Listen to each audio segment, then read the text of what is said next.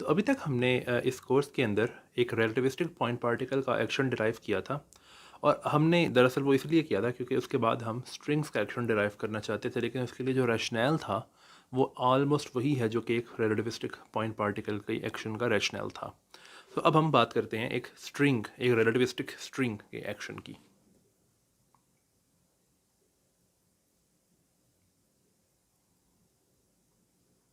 अगर मैं याद कर रहा हूँ तो एक रिलेटिविस्टिक पॉइंट पार्टिकल का जो एक्शन था वो कुछ इस तरह से था।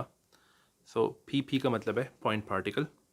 उसका एक्शन जो था वो कुछ इस तरीके से था, जिसको मैंने इस तरह से भी लिखा था।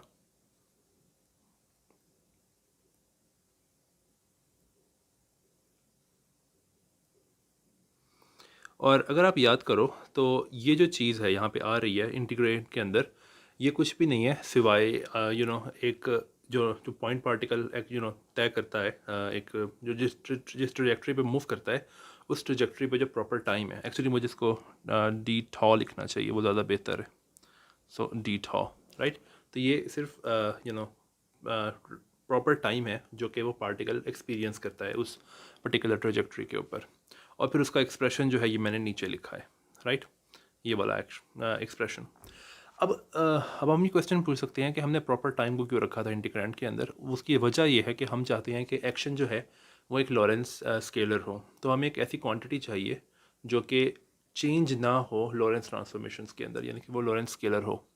स्ट्रिंग के लिए ऐसी कौन सी क्वांटिटी है, तो वो देखने के लिए अगर मैं साइड बाय साइड कंपैरिजन करूं एक पॉइंट पार्टिकल का और एक स्ट्रिंग का, तो वो कुछ इस तरह से है कि एक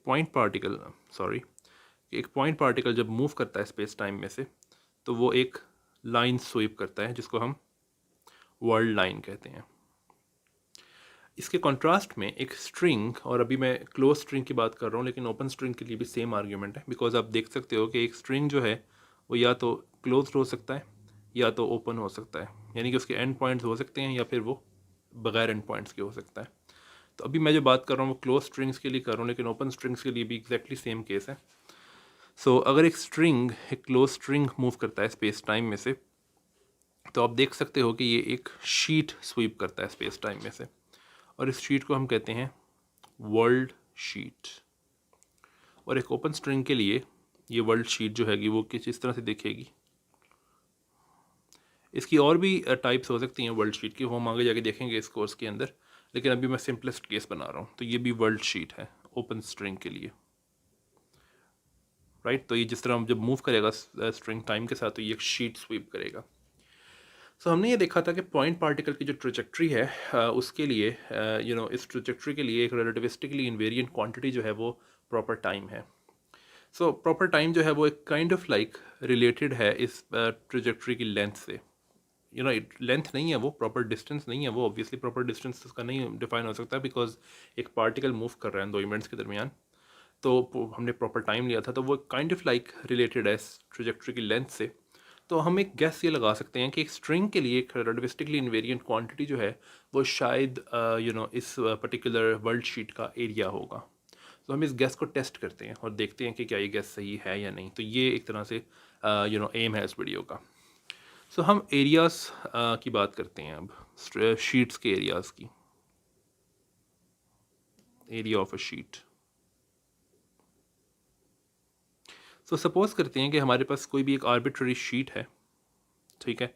और इस शीट के ऊपर कोई भी दो कोऑर्डिनेट्स हैं, क्योंकि एक शीट जो है वो एक टू डायमेंशनल स्पेस होती है, उसके ऊपर दो कोऑर्डिनेट्स काफ़ी हैं उस शीट के ऊपर किसी भी पॉइंट को स्पेसिफाई करने के लिए।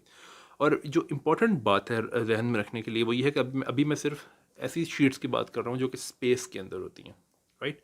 मैं अभी स्पेस टाइम के अंदर शीट्स की बात नहीं कर रहा हूँ, सिर्फ स्पेस के अंदर बात कर रहा हूँ, ऑर्डिनरी शीट्स जो कि हमारे इर्द गिर्द भी हो सकती हैं। यहाँ पे मुझे लिखना चाहिए स्पेस केस।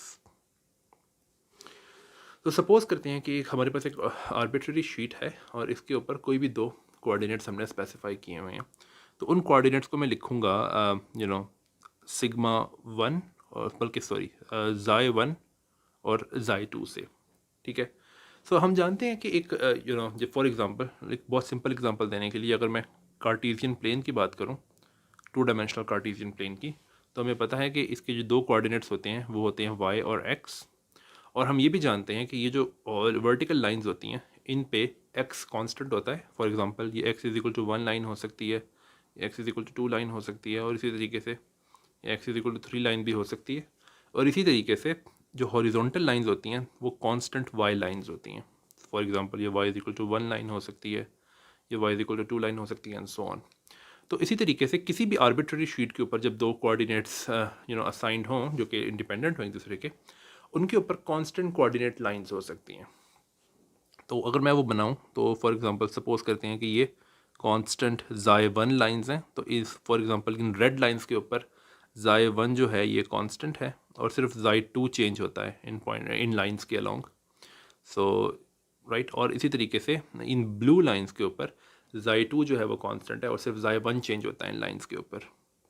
सो xy2 कांस्टेंट, राइट। तो ऐसी कोई भी लाइंस हो सकती हैं, कांस्टेंट कोऑर्डिनेट लाइंस। सो अब मैं क्या करूँगा कि इस शीट के ऊपर एक आर्बिट्ररी पॉइंट चूज़ करूँगा। सो मैं उसको इसके डायग्राम यहाँ बनाता हूँ। तो इस शीट के ऊपर मैं एक आर्बिट्ररी सा पॉइंट चूज़ करता हूँ। सो ये है वो पॉइंट जो कि मैंने चूज़ किया है, और मैं करना क्या चाहता हूँ कि मैं इस पॉइंट में से गुजरने वाली कांस्टेंट xy1 लाइन देखना चाहता हूँ और कांस्टेंट xy2 लाइन देखना चाहता हूँ। सो सपोज करते हैं कांस्टेंट xy1 लाइन जो है वो ये है। सो xy1 कांस्टेंट है इस पे और सिर्फ xy2 चेंज होता है, और कांस्टेंट xy2 लाइन देखना चाहता हूँ। तो फॉर एग्जांपल वो यहाँ ये हो सकती है। तो इस लाइन पे xy2 कांस्टेंट है लेकिन वो दोनों इस पॉइंट से गुजरती हैं। सो अब मुझे ये पता है कि ये जो ब्लू लाइन के अलोंग xy1 चेंज होता है सिर्फ, और रेड लाइन के अलोंग सिर्फ xy2 चेंज होता है। तो मैं ये कर सकता हूँ कि मैं एक छोटा एक वेक्टर बना सकता हूँ जिसकी लेंथ जो है वो चेंज इन xy2 के इक्वल होगी, सॉरी xy1 के इक्वल होगी, और वो इस लाइन के अलोंग लाई करेगा, राइट। तो हमें पता है कि ब्लू लाइन के अलोंग सिर्फ xy2 चेंज होता है, और मैं चाहता हूँ कि एक छोटा सा चेंज हो सॉरी इस ब्लू लाइन के अलोंग सिर्फ xy1 चेंज होता है, और मैं चाहता हूँ कि एक बहुत हल्का सा चेंज आए xy1 के अंदर। तो इस वेक्टर की लेंथ को मैं कहूँगा, आई एम सॉरी, इस वेक्टर की लेंथ को मैं कहूँगा dxy1। तो छोटा सा चेंज आया xy1 के अंदर, और ये एक वेक्टर है, तो मैं इसको ऐसे लिखूँगा, राइट। इसी तरीके से मैं चाहता हूँ कि एक छोटा सा चेंज मैं देखूँ रेड लाइन के अलोंग, और रेड लाइन के अलोंग सिर्फ xy2 चेंज होता है, तो वेक्टर इस तरफ होगा, और इस वेक्टर की लेंथ को मैं कहूँगा dxy2, राइट। तो ये एक छोटा सा वेक्टर है और इस वेक्टर के अलोंग सिर्फ xy2 चेंज होता है। अब ये दो वेक्टर्स जो हैं ये एक पैरेललोग्राम डिफाइन करते हैं, और मैं चाहता ये हूँ कि मैं ये जो पैरेललोग्राम का जो एरिया है जिसको मैंने शेड किया है, अब इस एरिया को मैं dA कह देता हूँ। मैं चाहता हूँ कि मैं इस dA की वैल्यू फाइंड करूँ। तो ये करना कोई इतना मुश्किल काम नहीं है, तो मैं इसको ज़रा अलग से बनाता हूँ। तो ये दो वेक्टर्स जो हैं, एक वेक्टर है dxy1 और दूसरा वेक्टर है dxy2, और मैं चाहता हूँ कि ये पैरेललोग्राम डिफाइन कर रहे हैं, ये वाला पैरेललोग्राम, इसका एरिया मुझे पता करना है। तो इसको मैं dA कह देता हूँ, dA इस एरिया को। सो हमें पता है कि अगर दो वेक्टर्स एक पैरेललोग्राम डिफाइन कर रहे हों तो उस पैरेललोग्राम के एरिया का फॉर्मूला जो है वो बहुत सिंपल है। वो उन दोनों वेक्टर्स के क्रॉस प्रोडक्ट के मैग्नीट्यूड के इक्वल होता है, राइट। ये बहुत बेसिक फार्मूला है, राइट। सो एक क्रॉस प्रोडक्ट का मैग्नीट्यूड क्या होगा, हमें पता है कि वो इक्वल होता है दोनों वेक्टर्स के मैग्नीट्यूड्स के प्रोडक्ट के इक्वल, और मल्टीप्लाइड बाय साइन थीटा। और थीटा क्या है, थीटा दरअसल इन दोनों वेक्टर्स के दरमियान का एंगल है, थीटा, ठीक है। अभी हम एक काम करते हैं कि अगर मैं इसका स्क्वायर कैलकुलेट करूं dA स्क्वायर, तो वो इक्वल आता है dxy1 के मैग्नीट्यूड का स्क्वायर मल्टीप्लाइड बाय dxy2 का मैग्नीट्यूड का square multiplied by sine square theta. But sine square theta जो है वो है 1 minus cos square theta, right. तो मैं इसको यूँ लिख सकता हूँ कि this is equal to xy1 का मैग्नीट्यूड का स्क्वायर इंटू xy2 के मैग्नीट्यूड का स्क्वायर, राइट, माइनस xy1 के मैग्नीट्यूड का स्क्वायर मल्टीप्लाइड बाय xy2 का मैग्नीट्यूड का square multiplied by cos square theta, right. अब हम एक काम करते हैं, हम ये देखते हैं कि xy1 वेक्टर जो है उसका अगर मैं डॉट प्रोडक्ट लूँ xy2 के साथ तो वो क्या होता है, तो वो होता है xy1, सॉरी इसको मैं नीचे लिखता हूँ, तो ये होता है xy1 के मैग्नीट्यूड का स्क्वायर, सॉरी स्क्वायर नहीं, मल्टीप्लाइड बाय ज़ाई 2 का magnitude multiplied by cos theta. इसका मतलब ये है कि अगर मैं दोनों साइड्स पे स्क्वायर कर दूं तो कुछ इस तरह से बनेगा। बट आप देख सकते हो कि ये जो टर्म है ये एग्जैक्टली वो टर्म है जो यहाँ आ रही है। तो इसका मतलब है कि मैं सेकंड टर्म को लिख सकता हूँ ज़ाई 1 और ज़ाई 2 के डॉट प्रोडक्ट के स्क्वायर के तौर पे। So it's xi 1 vector dot xi 2 vector और उनके डॉट प्रोडक्ट का स्क्वायर। ठीक है, तो हमने क्या किया कि हमने ये जो डी ए स्क्वायर है इसका एक्सप्रेशन कैलकुलेट कर लिया है in terms of d xi 1 vector and d xi 2 vectors. इसका मतलब है कि अब मैं ये लिख सकता हूँ कि d a is nothing but d xi 1 vector के मैग्नीट्यूड का square multiplied by d xi 2 के मैग्नीट्यूड का square minus d xi 1 dot d xi 2 square और फिर सारे का स्क्वायर रूट। तो हमने क्या किया है कि हमने एक पॉइंट लिया शीट के ऊपर और उस शीट पे हमने दो वेक्टर्स देखे। एक वो वेक्टर जिसके अलॉन्ग सिर्फ ज़ाई 1 चेंज होता है, एक वो वेक्टर जिसके अलॉन्ग सिर्फ ज़ाई 2 चेंज होता है, और ज़ाई 1 ज़ाई 2 जो है वो शीट के ऊपर के कोऑर्डिनेट्स हैं। और इन वेक्टर्स के टर्म्स में मैंने जो एरिया डिफाइन होता है इन वेक्टर्स से उसका मैग्नीट्यूड जो है वो कैलकुलेट कर लिया, यानी कि डी ए कैलकुलेट कर लिया। अब ये सिर्फ स्पेस के केस के लिए था, एक ऑर्डिनरी शीट है और स्पेस के अंदर पड़ी हुई है। अब हम चलते हैं स्पेस टाइम के केस की तरफ।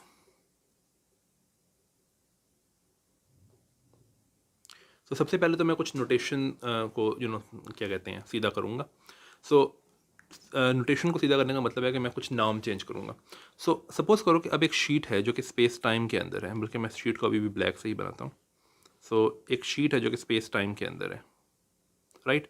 और अब इस पे जो कोऑर्डिनेट्स होंगे उनको कन्वेंशनली लिखा जाता है।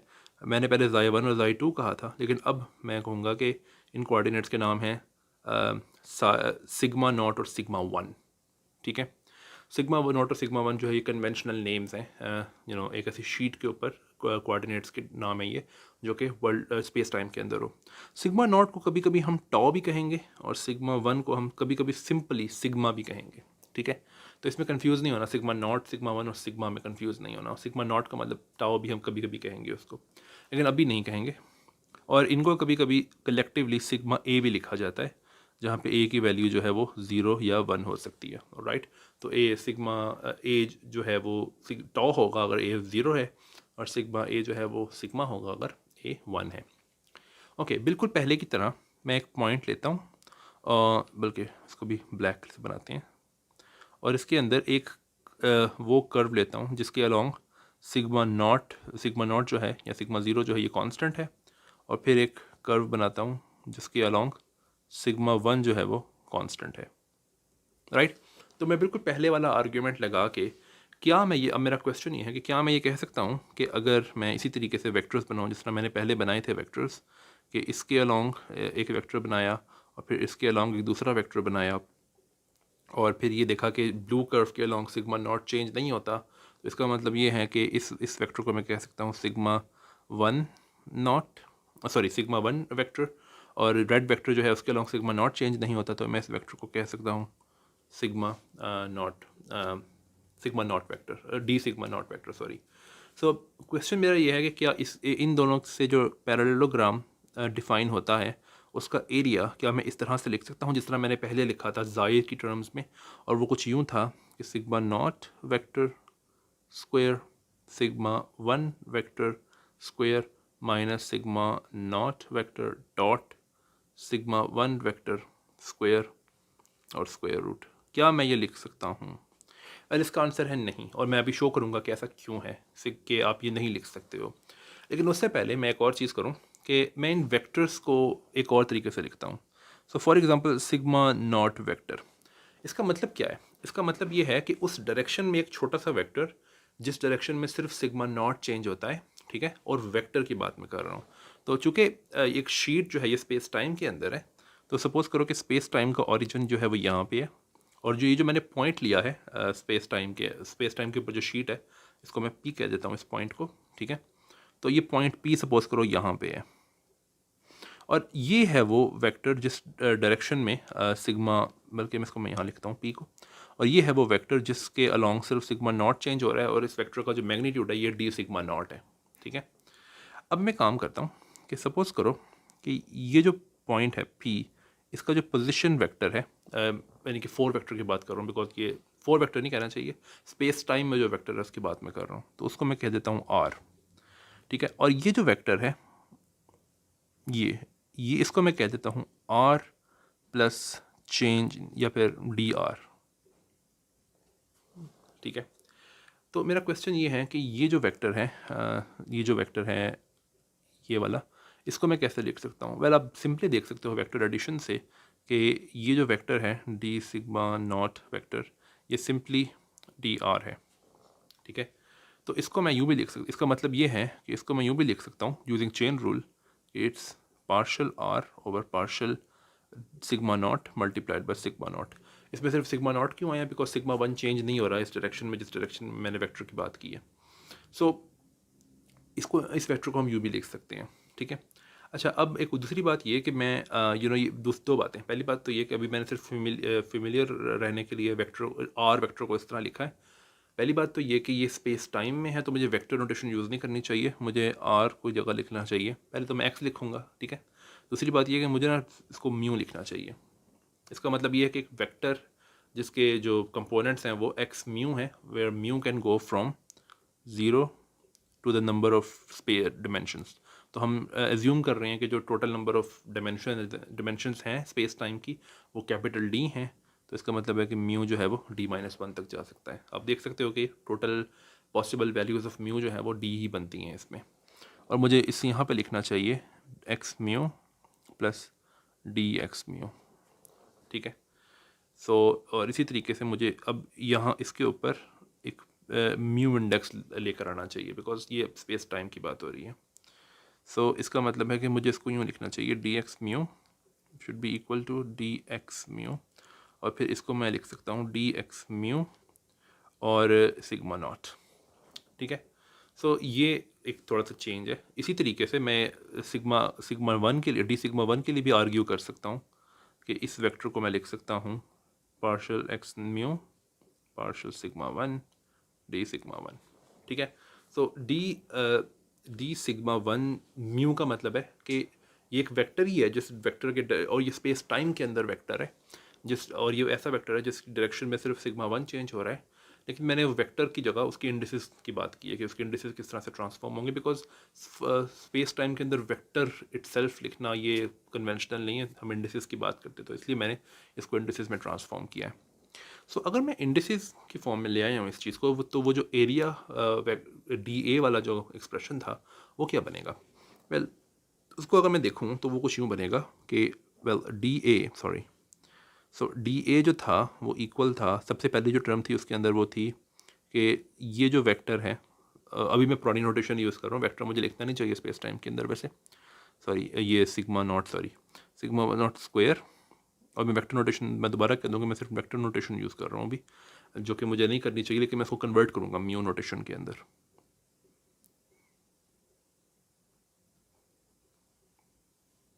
ये इस तरह से होना चाहिए। सो ये जो पहली चीज़ है ये इसकी वैल्यू क्या होगी? वेल, हमने ये देखा है कि डी सिग्मा नॉट म्यू जो है उसको हम लिख सकते हैं D x mu times this. ठीक है, सो इस वेक्टर की जो मैग्नीट्यूड का स्क्वायर होगा, ये स्पेस टाइम का वेक्टर है, इसकी वैल्यू होगी, इसका डॉट प्रोडक्ट अगर मैं अपने ही साथ ले लूँ, सो इसका डॉट प्रोडक्ट अपने ही साथ लेने का मतलब है कि इसको अपने साथ मल्टीप्लाई करवाया और मैट्रिक टेंसर।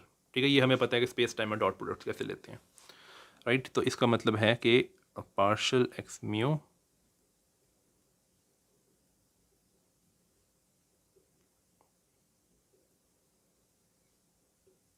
और इसका स्क्वायर।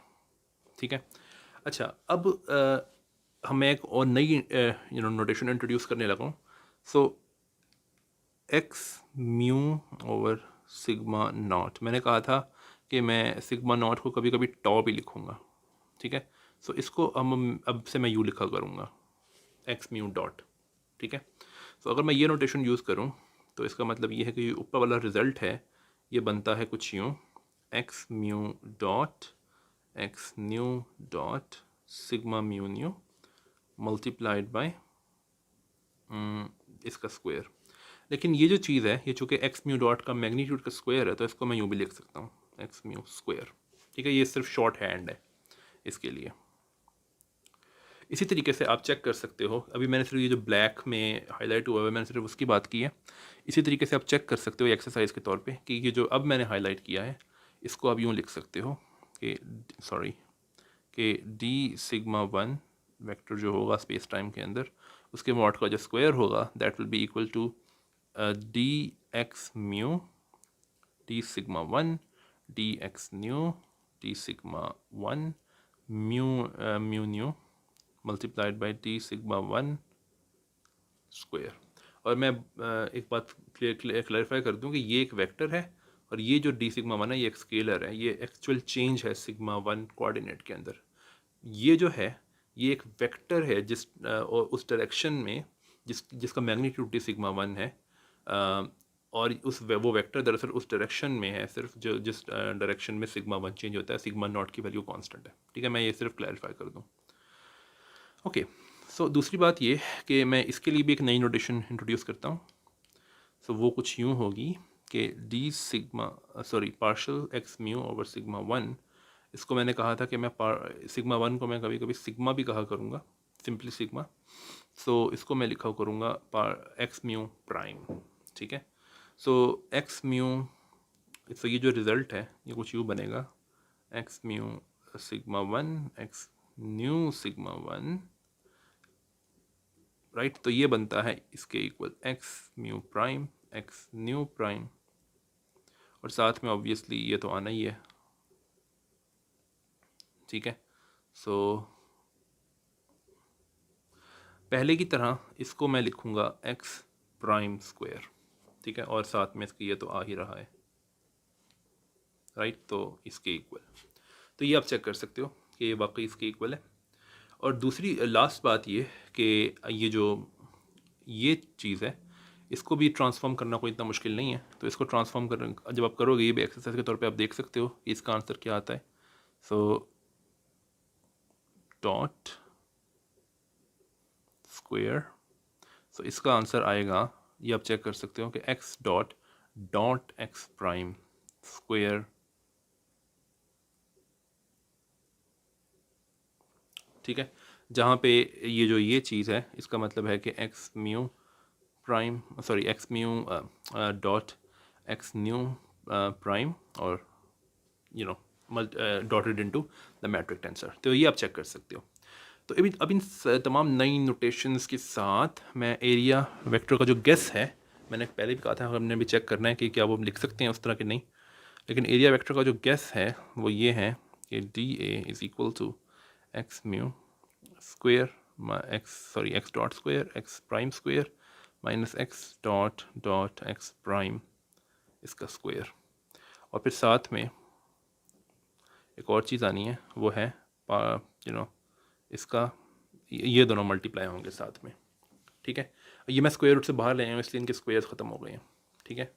ओके, सो इस चीज़ को हम कभी कभी यूँ भी लिखा करेंगे डी स्क्वायर सिग्मा, तो ये नोटेशन है सिर्फ एक, ठीक है। तो D square sigma multiplied by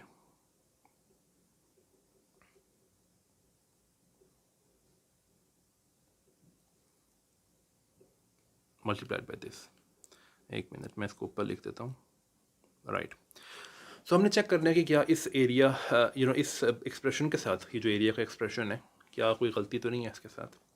well आप बता सकते हो पहले ही कि ऑब्वियसली इसमें बहुत ज़्यादा कोई गलती नहीं होगी क्योंकि मैं काफ़ी टाइम लगा रहा हूँ इसको सही अच्छे से लिखने में। तो इसमें बहुत ज़्यादा गलती नहीं है, सिर्फ एक छोटा सा मसला है इसके अंदर। वो मसला कुछ इस तरह से है, हमें पता है कि जब एक स्ट्रिंग मूव करेगा स्पेस टाइम में से, तो सपोज़ करो कि एक स्ट्रिंग मूव कर रहा है स्पेस टाइम में से और ये वर्ल्ड शीट जो है वो स्वीप करता है, तो अगर आप कोई भी पॉइंट ले लो, ठीक है, तो वो पॉइंट जो है वो स्ट्रिंग पे किसी ना किसी पॉइंट की पोजीशन है किसी ना किसी टाइम पे, ठीक है। तो इसका मतलब ये है कि हमें ये पता है कि अगर सपोज़ करो कि हमें पता नहीं है कि इस पर्टिकुलर जिस पर्टिकुलर टाइम पे ये किसी पॉइंट की पोजीशन है, उस टाइम पे बाकी सारा स्ट्रिंग किस तरह से है। तो सपोज़ करो कि बाकी सारा स्ट्रिंग जो हमें सिर्फ ये पता है कि स्ट्रिंग ने स्टार्ट किया है यहाँ से और एंड किया है यहाँ पे, बीच में क्या किया स्ट्रिंग ने हमें नहीं पता, वो सिर्फ मूव कर रहा है। तो हो सकता है कि स्ट्रिंग जो है वो उस वक्त इस तरह से है फॉर एग्ज़ाम्पल। और हाँ, दूसरी बात ये कि मैं क्वेश्चन पूछ सकता हूँ कि ये जो पॉइंट मैंने मार्क किया ब्लैक कलर में, ये अब किस तरफ जा रहा है, इसकी वेलोसिटी क्या है, ये किस डायरेक्शन में जा रहा है। तो सपोज़ करो कि वो इस डायरेक्शन में जा रहा है, ठीक है। तो हम देख सकते हैं कि ये एक ऐसी डायरेक्शन है जो कि मैं रेड कलर में बनाने लगा हूँ, ये एक ऐसी डायरेक्शन है जो कि स्पेस लाइक होनी चाहिए, बिकॉज ये तमाम के तमाम जो रेड कलर में जो मैं अब हाईलाइट करने लगा हूँ, ये तमाम पॉइंट्स जो हैं ये साइमल्टेनियस हैं इस ब्लैक पॉइंट के लिए। तो ये जो डायरेक्शन रेड कलर में है ये स्पेस लाइक डायरेक्शन है। दूसरी बात ये कि चूँकि ये जो ब्लैक पॉइंट है ये ब्लैक डायरेक्शन में जा रहा है, तो ब्लैक डायरेक्शन जो है ये टाइम लाइक डायरेक्शन होनी चाहिए। और ये किसी भी पॉइंट के लिए ठीक है इस पूरे के पूरे वर्ल्ड शीट के अंदर। इसका मतलब ये है कि किसी भी पॉइंट के ऊपर वर्ल्ड शीट में स्पेस लाइक डायरेक्शंस भी होनी चाहिए और टाइम लाइक डायरेक्शंस भी होनी चाहिए। ये बहुत ही रीज़नेबल एजम्पशन है, एजम्पशन नहीं है बल्कि ये आई थिंक एक रिक्वायरमेंट है जो कि होनी ही चाहिए, ठीक है। तो अगर ये बात सही है तो हम ये एक चीज़ देख सकते हैं कि सपोज़ करो कि अगर हमारे पास कोई भी वर्ल्ड शीट है, ठीक है, तो उस पर अगर हम कोई भी पॉइंट ले लेते हैं, राइट। और हमने देखा था कि किसी भी पॉइंट पे हमने पहले जिसको हमने पहले यूँ लिखा था डी सिग्मा नॉट वेक्टर, उसको बाद में फिर हमने देखा कि हम इसको यूँ भी लिख सकते हैं कि x mu dot multiplied by D sigma not, but उसको मैंने लिख रहा अभी, लेकिन आप भी देख सकते हो कि ये जिस डायरेक्शन में है ये वो डायरेक्शन है एक्स डॉट की। और हमने ये भी देखा था कि एक दूसरी डायरेक्शन भी होनी चाहिए हमेशा, ज़रूरी नहीं है कि परपेंडिकुलर हो, लेकिन दूसरी डायरेक्शन होनी चाहिए वो जो कि जिस डायरेक्शन में ये वेक्टर होगा। लेकिन हमने बाद में देखा था कि हम इसको लिख सकते हैं एक्स सिग्मा म्यू, ठीक है। तो इतना आप जानते हो कि ये लीनियरली इंडिपेंडेंट है वेक्टर्स, ठीक है। इसका मतलब ये है कि इस पॉइंट पे जितने भी वेक्टर्स मौजूद हैं, जितने भी वेक्टर्स इस पॉइंट से निकल रहे हैं, इसका मेरा मतलब ये है फॉर एग्जांपल ये जितने भी वेक्टर्स हैं उनको इन दोनों वेक्टर्स की लीनियर कॉम्बिनेशन के तौर पे लिखा जा सकता है। इसका मतलब ये है कि एक आर्बिट्ररी वेक्टर जिसको मैं पैरामीटराइज करूँगा लैम्डा से, वो जो कि इस पॉइंट से निकलता है, उसको हम लिख सकते हैं इस तरीके से, ठीक है। अब हम एक काम करते हैं कि हम इस वेक्टर का स्क्वायर लेते हैं, ये आर्बिट्ररी है, इसको पैरामीटराइज किया हुआ है एक लैम्डा वेरिएबल से, लैम्डा एक और पैरामीटर है और कुछ भी नहीं है। सो हम इस वेक्टर का स्क्वायर लेते हैं, यानी कि डॉट प्रोडक्ट अपने ही साथ, तो वी स्क्वायर, सो वो इक्वल होगा इसके मल्टीप्लाइड बाय इसको मैं अब शॉर्ट करने के लिए मैं मैट्रिक टेंसर लेकर नहीं आ रहा हूँ बीच में, सिंपली आप यूँ लिख सकते हो इसको, राइट। सो ये बनता है d x naught square plus lambda x dot dot x prime, और एक्चुअली ये दो दफ़ा आएगा, plus lambda square x prime square, ठीक है। इसको मैं यूँ भी लिख सकता हूँ lambda square x prime square plus 2 times lambda this thing plus x dot square. So ये इक्वल है वी स्क्वायर के at any value of lambda. अब मेरी रिक्वायरमेंट ये थी कि किसी भी पॉइंट पे जितने भी वेक्टर्स हैं उनमें से कोई ना कोई डायरेक्शन जो है वो टाइम डायरेक्शन होनी चाहिए और कोई ना कोई डायरेक्शन जो है वो स्पेस डायरेक्शन होनी चाहिए। ऐसा नहीं हो सकता कि स्पेस डायरेक्शन हो ही ना, और ऐसा भी नहीं हो सकता कि टाइम डायरेक्शन हो ही ना। हमें ये पता है कि स्पेस डायरेक्शन जब होती है किसी वेक्टर किसी डायरेक्शन में, तो उस डायरेक्शन में जो वेक्टर है उसका जो स्क्वायर होता है, यानी कि अपने साथ डॉट प्रोडक्ट जो होता है, वो स्पेस डायरेक्शन के लिए पॉजिटिव होता है, ठीक है। तो हमें ये पता है कि if v square is positive, v square lambda is positive, तो स्पेस लाइक डायरेक्शन होती है वो वाली, ठीक है। और अगर वी स्क्वायर जो है वो नेगेटिव हो तो टाइम लाइक डायरेक्शन होती है, ठीक है। इसका मतलब ये है कि अगर मैं वी स्क्वायर लैम्डा को प्लॉट करूं डिफरेंट वैल्यूज़ ऑफ लैम्डा के लिए, तो इसको पॉजिटिव और नेगेटिव दोनों वैल्यूज़ एज्यूम करनी चाहिए। तो अगर ये बात सही है कि ये पॉजिटिव और सपोज करो कि नेगेटिव वैल्यूज़ यहाँ पे हैं और पॉजिटिव वैल्यूज़ यहाँ पे हैं, तो इसका मतलब है कि इसको बीच ज़ीरो से गुजरना ही चाहिए कभी ना कभी, ठीक है। इसका मतलब ये है कि एटलीस्ट ये जो मैंने इक्वेशन लिखी है ऊपर, ये इस एक्सप्रेशन को कभी ना कभी ज़ीरो होना चाहिए। लेकिन ये एक क्वाड्रेटिक इक्वेशन है लैम्डा के अंदर, और आप देख सकते हो कि मैं लैम्डा के अगेंस्ट प्लॉट कर रहा हूँ। तो ऐसा हो नहीं सकता कि ये ज़ीरो को सिर्फ एक ही दफ़ा क्रॉस करे। क्यों? ये यानी कि क्या क्या पॉसिबिलिटीज़ हो सकती हैं। एक पॉसिबिलिटी ये हो सकती है कि अगर मैं वी स्क्वेयर को अगर मैं वी स्क्वेयर को प्लॉट करूँ लैम्डा के अगेंस्ट, तो ऐसा हो सकता है कि ये चूँकि क्वाड्रेटिक इक्वेशन है, क्वाड्रेटिक रिलेशन है, तो ऐसा हो सकता है कि ये बिल्कुल टच करे लैम्डा को। तो ये तो फिर एक पर्टिकुलर पॉइंट पे टच कर रहा है, लैम्डा को दो दफ़ा क्रॉस नहीं कर रहा। लेकिन इसका मतलब आप यहाँ देख सकते हो कि वी स्क्वेयर कभी नेगेटिव नहीं है, लेकिन ये नहीं हो सकता। हमने देखा है कि टाइम लैग डायरेक्शंस भी होनी चाहिए। तो अगर एक क्वाड्रेटिक ग्राफ जो है वो ऊपर और नीचे होना चाहिए लैम्डा एक्सिस के, तो ये ज़ीरो को हमेशा दो दफ़ा टच करेगा। ये ज़रूरी है कि दो दफ़ा टच करे। इसका मतलब ये है कि अगर मैं वी स्क्वेयर के एक्सप्रेशन को ज़ीरो पुट करूँ, तो लैम्डा की जो सॉल्यूशंस होंगी वो दोनों की दोनों रियल हैं और डिस्टिंक्ट हैं। ठीक है, यानी कि जो वी स्क्वेयर का एक्सप्रेशन है, इसको मैं दोबारा लिखता हूँ नीचे कि lambda square x prime square plus 2 times lambda x dot dot x prime plus x dot square. अगर ये ज़ीरो हो तो लैम्डा की दो सॉल्यूशंस होनी चाहिए और दोनों डिस्टिंक्ट होनी चाहिए, दोनों रियल होनी चाहिए। लेकिन हमें बहुत पहले से पता है ये क्वाड्रेटिक इक्वेशन की स्टडी से कि अगर ये बात सही है तो क्वाड्रेटिक इक्वेशन जो है, जिसको हम स्टडी कर रहे हैं, उसका डिस्क्रिमिनेंट पॉजिटिव आना चाहिए। तो इसका डिस्क्रिमिनेंट क्या है? इसका डिस्क्रिमिनेंट होगा बी स्क्वेयर माइनस 4ac। तो बी स्क्वेयर, बी ये है, इसका स्क्वेयर माइनस 4, ए है लैम्डा स्क्वेयर और सी है एक्स डॉट स्क्वेयर, सॉरी ए है लैम्डा, सॉरी ए लैम्डा स्क्वेयर नहीं है, ए है एक्स प्राइम स्क्वेयर और सी है एक्स डॉट स्क्वेयर। इसको पॉजिटिव होना चाहिए। आप इसको स्क्वायर करके 4 साइड पे कर सकते हो, तो आप देख सकते हो कि ये चीज़ जो है ये हमेशा पॉजिटिव है। सॉरी, इसका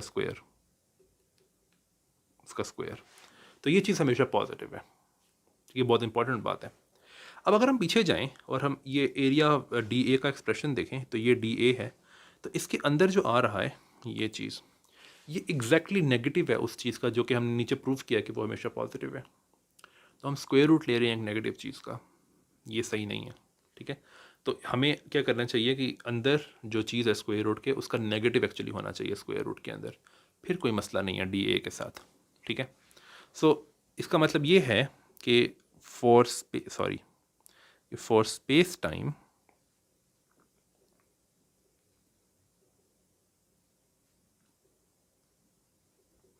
जो एक्शन होना चाहिए स्ट्रिंग का वो है, सॉरी एक्शन नहीं, सॉरी जो एरिया एलिमेंट होना चाहिए वर्ल्ड शीट के ऊपर, वो है D square sigma x dot dot x prime square minus x dot square x prime square और इसका स्क्वायर रूट। आप नोटिस करो कि पहले इसका नेगेटिव मौजूद था स्क्वायर रूट के अंदर। सो हमने क्या किया है अभी तक, हमने एरिया वेक्टर, सॉरी जो डिफरेंशियल एरिया एलिमेंट है वर्ल्ड शीट के ऊपर, उसका एक्सप्रेशन डिराइव कर लिया है एक ऐसी वर्ल्ड शीट के लिए जो कि स्पेस टाइम में से गुजर रही हो। सो अब अगर मैं टोटल एरिया फाइंड करना चाहता हूँ वर्ल्ड शीट का, तो मुझे इंटीग्रेट करना पड़ेगा ऑब्वियसली, राइट।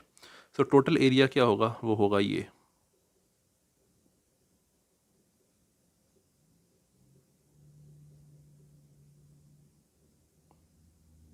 सॉरी, तो क्या क्या ये एक्शन है? मैं क्यों कह रहा हूँ ये एक्शन है? जिस तरह मैंने पहले कहा था कि एक पॉइंट पार्टिकल के लिए उसका जो प्रॉपर टाइम था वो एक्शन के अंदर आ रहा था, तो इसी तरीके से एक वर्ल्ड शीट के लिए उसका एरिया आना चाहिए, राइट। तो क्या ये एक्शन है? एक्चुअली नो, बिकॉज एक्शन को एक ऐसी क्वांटिटी होना चाहिए जिसकी कोई डायमेंशन ना हो, यानी कि यूनिट लेस चीज़ होनी चाहिए। बट ये तो एरिया है जो मैंने लिखा है यहाँ पे, राइट। तो मुझे इसको किसी चीज़ के साथ मल्टीप्लाई करने की ज़रूरत है, उसको क्यू कह देते हैं, कोई क्वांटिटी है, सच दैट कि उस क्वांटिटी के जो यूनिट्स हैं वो 1 ओवर लेंथ स्क्वायर के यूनिट्स होने चाहिए, यानी कि 1 ओवर एरिया के। लेकिन चूंकि हम नेचुरल यूनिट्स यूज़ कर रहे हैं, तो 1 ओवर लेंथ स्क्वायर का मतलब है कि एनर्जी स्क्वायर यूनिट्स होने चाहिए उसके। ठीक है, सो ऐसे यूनिट्स कहाँ से आएंगे? वेल सॉरी, ऐसी क्वांटिटी कहाँ से आएगी कि जिसको जो कि एनर्जी स्क्वायर जिसका यूनिट हो? वेल इसका एक आंसर ये है कि आप सपोज़ करो कि हम फोर्स के एनर्जी यूनिट्स कैलकुलेट करते हैं, फोर्स के, सिंपल फोर्स। तो फोर्स जो है हमें पता है कि न्यूटन सेकंड लॉ से हमें पता है कि वो है मैस इनटू एक्सेलरेशन। सो मास इनटू एक्सेलरेशन, लेकिन एक्सेलरेशन जो है, मैं बहुत स्कीमेटिकली लिख रहा हूँ सिर्फ समझाने के लिए, एक्सेलरेशन जो है वो है length over time square, but हमें पता है नेचुरल यूनिट्स में लेंथ और टाइम के सेम यूनिट्स हैं, तो it's kind of like 1 over length, right. इसका मतलब ये है कि फोर्स जो है वो है m divided by length, but natural units में लेंथ के जो यूनिट्स होते हैं वो इन्वर्स होते हैं मास के, तो इसका मतलब है कि that's like m square, right. तो m स्क्वायर ऐसी कोई क्वांटिटी है, तो इसका मतलब है सॉरी m स्क्वायर जो है वो वही यूनिट्स हैं, और m स्क्वायर हमें ये भी पता है कि वो एनर्जी स्क्वायर के इक्वल है, क्योंकि मास और एनर्जी के सेम यूनिट्स होते हैं। हमने ये देखा कि फोर्स एक ऐसी क्वांटिटी है जिसके यूनिट्स दरअसल वही हैं जो कि हमें क्यू के लिए चाहिए, यानी कि एनर्जी स्क्वायर के, ठीक है। तो फोर्स, क्वेश्चन ये कि फोर्स का क्या मतलब है, कि अगर हम कोई ऐसी क्वांटिटी डालना चाहते हैं एक्शन के अंदर जो कि एक फोर्स की तरह है, तो वो क्वांटिटी क्या मतलब है उस क्वांटिटी का? वेल एक्चुअली उस क्वांटिटी का मतलब है स्ट्रिंग टेंशन, ठीक है। सो स्ट्रिंग टेंशन जो है उसको हम टी से रिप्रेजेंट करते हैं, ये मैं बाद में हम प्रूव करेंगे कि ये वाकई स्ट्रिंग टेंशन है, मैं सिर्फ यूँ ही नहीं कह रहा हूँ ये। सो स्ट्रिंग टेंशन टी, ठीक है। सो इसके यूनिट्स जो हैं वो एग्जैक्टली वही हैं जो हमें चाहिए क्यू के लिए। तो इसका मतलब ये है कि जो स्ट्रिंग एक्शन है उसको मैं लिख सकता हूँ t into sigma square phi multiplied by x dot square x prime square minus x, sorry गलत है ये, x dot x prime square minus x dot square x prime square. So ये स्ट्रिंग एक्शन है, लेकिन एक convention के तौर पे, और हम देखेंगे बाद में कि ऐसा क्यों है, हम शुरू में माइनस डालते हैं।